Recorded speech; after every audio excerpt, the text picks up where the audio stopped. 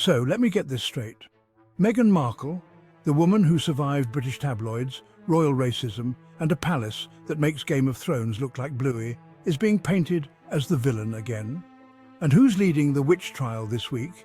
Angela Mollard of News Corp trademark, the same media family that practically birthed the smear campaign. You can't make this up. Buckle in, folks. Today, we're flipping the script, dragging the bias, and asking, who's really the bully here? It's 2025, and the Meghan Markle villain narrative refuses to die. Years after stepping back from royal duties, the media machine keeps her controversy alive, recycling old accusations. Commentators like Angela Mollard on Sky News Australia revive bullying claims, presenting them as new, though they're anything but. These unverified stories are repackaged to stoke suspicion, not to inform. The cycle ensures Meghan remains cast as the outsider who broke the rules and must be punished. This saga reveals a media landscape where opinion masquerades as fact, and narratives serve agendas, not truth. Let's take a closer look at the bullying claims that have surrounded Meghan Markle and examine what's really at the heart of these allegations. The accusations themselves are strikingly vague. Stories of staff members leaving in tears, feeling undermined or unsupported. Yet when you dig deeper, the specifics are conspicuously absent. There are no concrete examples, no detailed accounts, just a general sense of unease and discomfort that's been amplified by the media. In 2021, Buckingham Palace announced an official inquiry into these claims. But curiously, the findings of that investigation were never made public.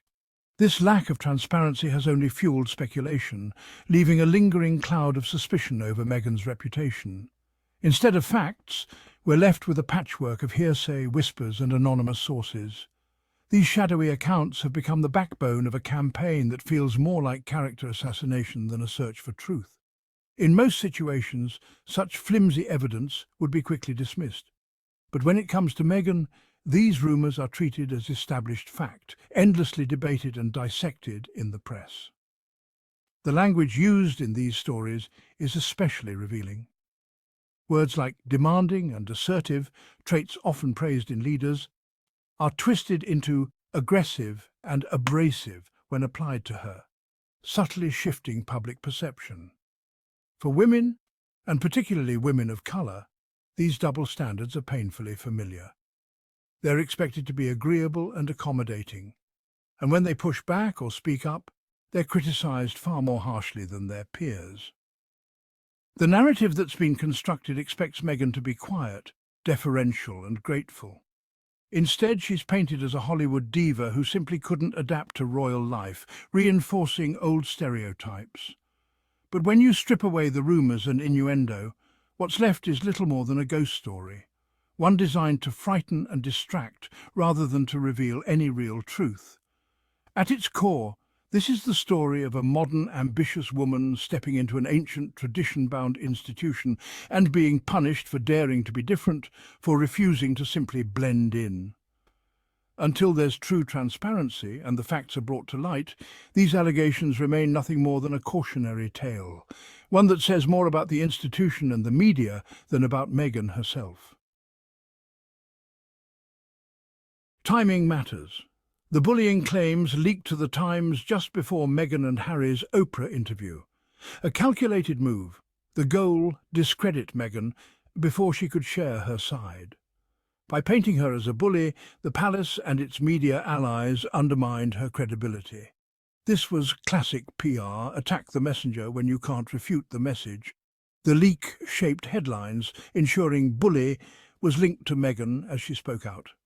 The Oprah interview was viewed through a lens of suspicion, shifting focus from real issues to Meghan's character.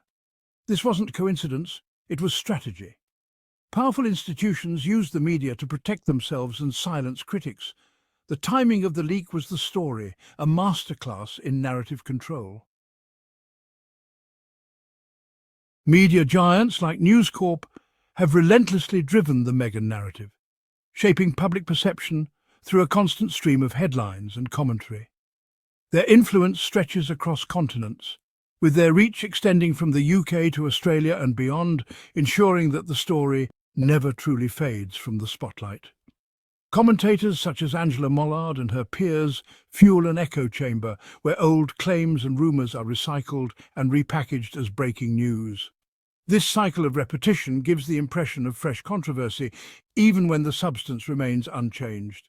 Outlets like Sky News Australia keep the bullying story alive through relentless repetition, not through new revelations or investigative reporting. The same accusations are aired again and again, reinforcing a narrative that becomes difficult to challenge. Meanwhile, the positive work done by Meghan and Harry, such as their efforts with the Archerwell Foundation, their charity events, and Meghan's volunteering, receives little to no attention in these same outlets. Their attempts to make a difference are often overshadowed by sensational headlines. The imbalance is stark and undeniable. Good deeds are routinely ignored, while negative stories and accusations dominate the front pages and airwaves. This selective coverage shapes how the public sees Meghan, often unfairly. The result is a caricature, not a fair or nuanced portrait. Meghan is reduced to a set of exaggerated traits, her real personality and intentions lost beneath layers of media distortion. This coordinated campaign drowns out nuance and complexity, presenting Meghan as scheming and cruel rather than as a multifaceted individual. The constant barrage of negative coverage leaves little room for empathy or understanding. Viewers at home see only the version of Meghan crafted by her harshest critics, rarely getting the chance to hear her side or see her positive contributions. The public's perception is shaped by what the media chooses to highlight. The media machine is powerful, its gears turning for years, churning out stories that keep Meghan at the centre of controversy. This relentless focus ensures that her image remains under constant scrutiny. In the end, the goal isn't to seek truth or balance, but to cement a villain in the public imagination, a role Meghan has been cast in, whether she deserves it or not. The hypocrisy in Meghan's coverage is glaring. From the moment she entered the royal spotlight, the British press seemed determined to scrutinise her every move, often twisting even the most mundane actions into headline-grabbing controversies. High staff turnover in her household was painted as scandalous, with headlines suggesting chaos and dysfunction. Yet, when similar staff changes happened in other royal households, they were brushed off as normal, barely warranting a mention. When other royals lost staff, it was described as a natural career move or a fresh start. But with Meghan, the narrative was always about people fleeing a toxic environment, reinforcing negative stereotypes. The same actions, publishing books, signing deals or pursuing personal projects, are celebrated as entrepreneurial and modern when done by other royals. But when Meghan and Harry do it, they're accused of cashing in or betraying the monarchy. Meghan and Harry's pursuit of financial independence was called a betrayal, a break from tradition. Meanwhile, other royals' business ventures and partnerships are often praised as forward-thinking and necessary for the monarchy's survival. The rules are different for Meghan. She's judged more harshly, held to impossible standards, and criticised for choices that are applauded in others.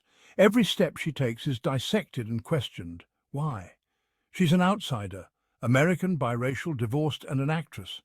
These differences make her an easy target for those who want to preserve the status quo, and her background is often used against her.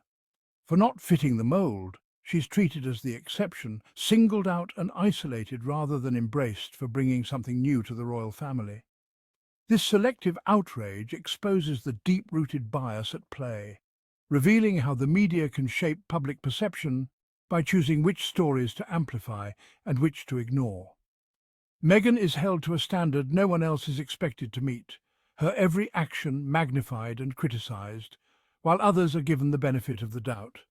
In the end, the real scandal isn't Meghan's actions, it's the double standard she faces, a reflection of deeper issues within both the media and the institution itself. Racism and respectability politics are central to Meghan's treatment. Her presence in the royal family disrupted centuries of white tradition. She was expected to be twice as good, twice as quiet, just to be accepted. Any misstep was magnified, not just personal, but a reflection on her entire community. Assertiveness became difficult and ambition became aggression. The difficult woman label is a tool to silence and delegitimize, especially for women of colour. Meghan's refusal to be silent was seen as a threat, not self-preservation. The bully narrative taps into deep prejudices about who gets to speak and lead. For breaking unspoken rules, Meghan faced relentless censure. The real issue isn't her behaviour, it's the institution's discomfort with change. Strip away the headlines and what remains? Serious allegations, amplified by hostile media, but no verifiable evidence. A narrative timed to discredit, double standards that punish Meghan for what others are praised for. This is about power, who gets to challenge it and who is silenced. Meghan isn't perfect, but the rush to condemn her ignores all nuance. We must demand proof, not whispers, and question those who profit from outrage. The campaign against Meghan is a warning. Public opinion can be manipulated without facts. It's time to move beyond hearsay and demand fairness, honesty and integrity in our media. The trial of Meghan Markle has dragged on long enough. Let's finally let the facts, not the noise, speak.